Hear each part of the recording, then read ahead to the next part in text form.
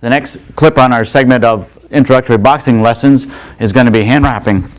And you want a good quality hand wrap. These are a Mexican style hand wrap. They're slightly elastic, so you get a little bit of elasticity there. And they're also 180 inches long. That's 15 feet. So you get plenty of wrap to be able to do the wrist, the knuckles, the thumb, all in a good form. So Nick here is going to allow me to wrap his hands. He knows how to wrap them, but for the benefit of what we're doing here, I'm going to show you how I do it.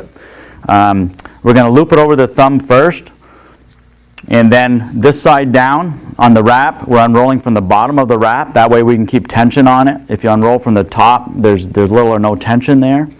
So we're going to keep some tension on it by unrolling from the bottom.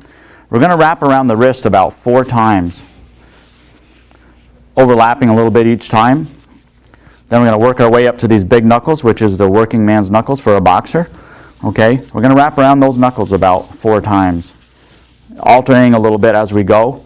When it comes to the thumb, we want to protect that thumb. We're going to wrap halfway around the thumb from the bottom to the bottom. And if you notice all by itself, that's nothing. You say, what did I do that for? Well, we're coming back around again, and we're going to wrap it from the top back around to the top again. Now what I've done was I've created a little cradle for that thumb to sit in. Then from there we're going to go back up to these knuckles again, maybe 3 times or so.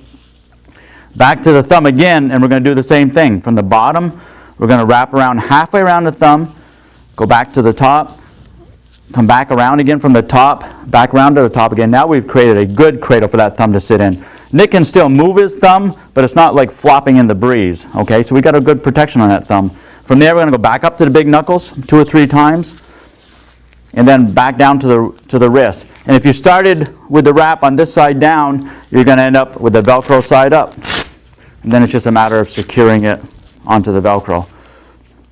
And now Nick is protected on the wrist, he's protected on the knuckles, he's protected on the thumb, and you can hardly see any of his hand at all. And that's a good wrap.